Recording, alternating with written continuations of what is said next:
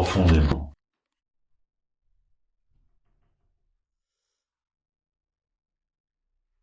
En fait, en commençant toujours par l'expiration. L'expiration est plus longue que l'inspiration.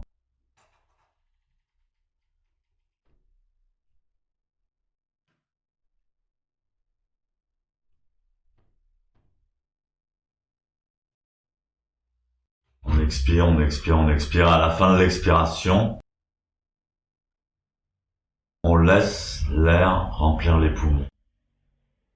Donc en principe, dans la respiration zen, c'est toujours l'expiration qui commence, qui engendre l'inspiration.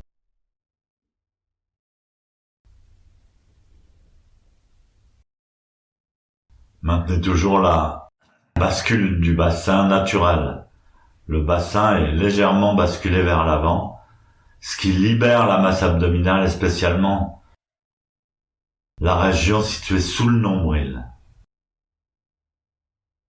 Le bassin est basculé à partir de la 5e vertèbre lombaire, c'est-à-dire la première vertèbre mobile de la colonne vertébrale, au-dessus du sacrum.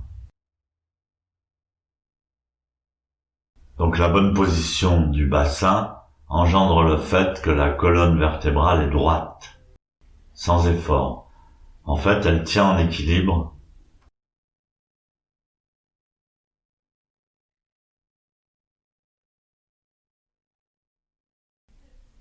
sur le pivot qu'est la 5e vertèbre lombaire.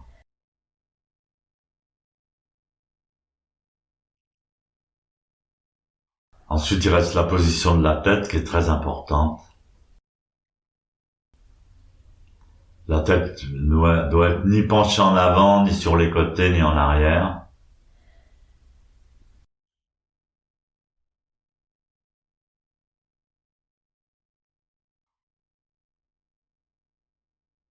Et pour que la tête se positionne correctement, il faut non seulement donc, comme je viens de le dire, que la colonne soit bien droite, également il faut lâcher les épaules vers le bas. C'est en lâchant les épaules vers le bas que la nuque et la tête vont trouver leur bonne position. On leur laisse de l'espace, on leur laisse de la liberté. À ce moment-là, on peut bien étirer la nuque.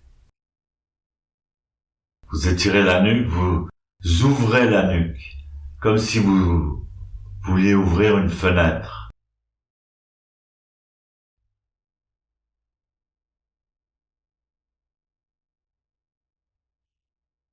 C'est très important dans le zazen parce que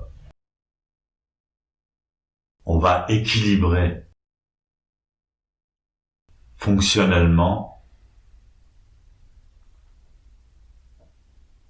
les trois cerveaux, le cerveau reptilien qui se trouve justement derrière la nuque et notre cerveau primitif, le cerveau moyen qui se trouve au centre de notre cerveau, de notre tête, avec le thalamus, l'hypothalamus, les amygdales cérébrales, etc. Et puis, la partie frontale du cerveau qui nous sert à focaliser, à réfléchir. Donc ces trois cerveaux, quand on prend bien la posture, sont, dirons-nous, alignés.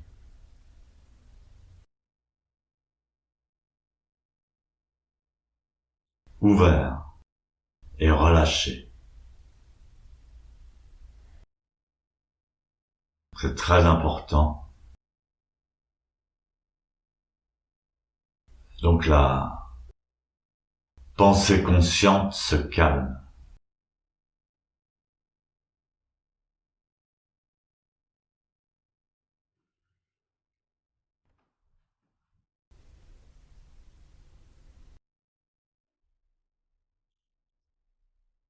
Donc le 57e poème du Shinjin Mei, c'est le plus ancien texte zen chinois.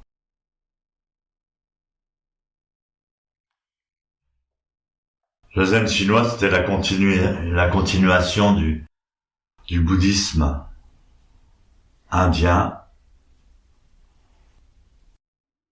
qui a été transmis jusqu'au Sri Lanka, et finalement du Sri Lanka jusqu'en Chine. L'expression chinoise de leur compréhension du bouddhisme est tout à fait différente de l'expression indienne. Elle est beaucoup plus poétique, simple et fait beaucoup plus appel à l'intuition.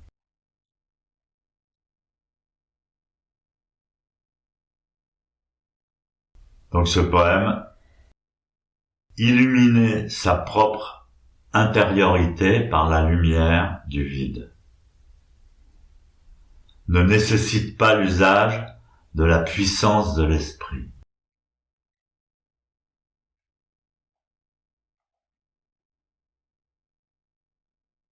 Rentrez bien le menton et tirez la nuque.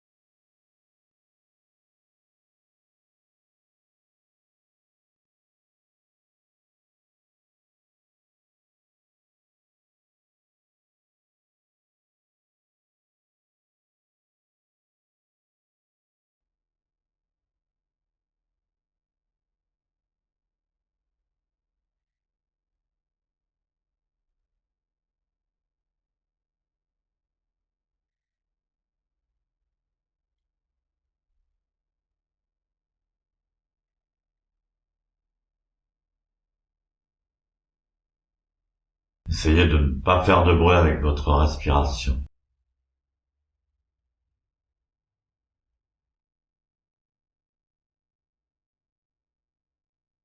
Donc il y a un théorème dont il faut se souvenir à propos du zen. Donc, on parlait de l'illumination intérieure sans effort, qui ne nécessite pas d'effort. Elle ne nécessite pas d'effort si vous êtes en zazen, si vous faites zazen. Donc le théorème qu'il faut connaître, c'est le zen, c'est zazen. Bien sûr, il y a la cérémonie du thé, les arrangements des fleurs, l'ikebana, les arts martiaux, ta. Mais le zen, c'est zazen. Zazen, c'est la posture. Zazen, c'est la posture, c'est tout. Et la posture, c'est le lotus. C'est la posture du lotus. Si vous prenez cette posture de lotus correctement, que vous vous asseyez bien droit, alors l'illumination intérieure ne nécessite pas d'effort, puisque également à la fin du théorème, c'est le satori, c'est zazen lui-même. Zazen égale satori, c'est-à-dire illumination intérieure, sans effort. C'est tout simple. En dehors de ça, il n'y a rien d'autre à apprendre. Les cérémonies, les machins, les trucs, tout ça c'est secondaire. Les chants des sutras, les petites cloches, les grosses cloches. Donc une fois qu'on a identifié ce que c'est le zen, eh bien on le prend pour ce que c'est. Si ça nous convient, on l'adopte. Si ça nous convient pas, on le laisse. Mais ça, c'est la définition des maîtres de la transmission depuis 2500 ans. Ils ont tous transmis cette vérité comme ça, cette vérité simple. Le zen, c'est zazen, Zazen lui-même est le Satori. Et Zazen, c'est la posture. Et la posture, c'est la posture du Bouddha, du lotus. Et ça ne demande aucun effort. Et ça n'apporte donc aucun mérite personnel, mérite individuel. Le mérite, c'est la pratique en elle-même.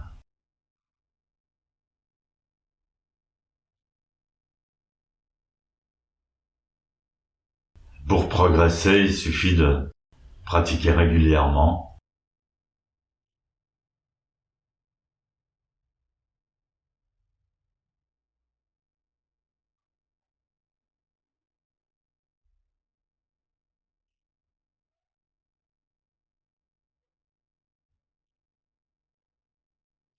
Gaïjo.